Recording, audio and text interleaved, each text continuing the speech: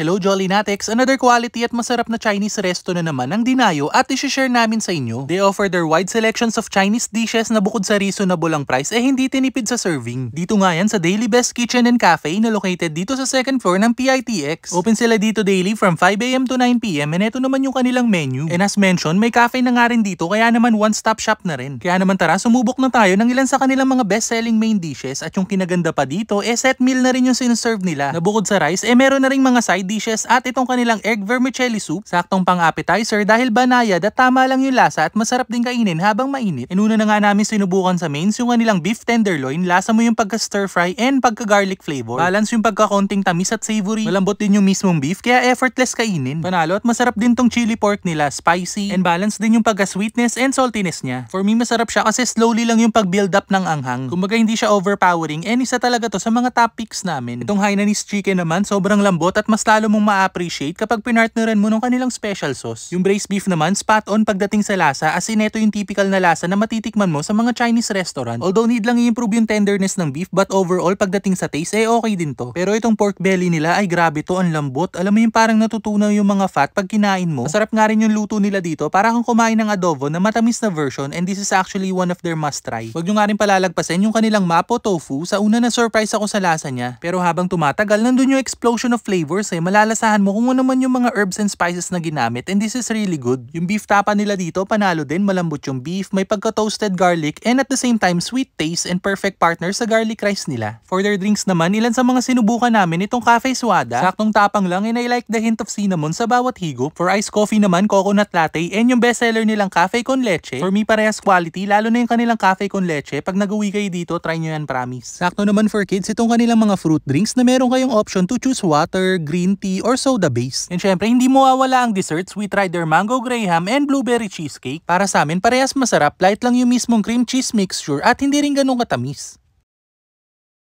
Hello everyone! Iniimbitahan ko po kayo na pumunta dito sa Daily Best Kitchen and Cafe located at PITX, second floor. And open po kami everyday 6 to 9 PM. Thank you!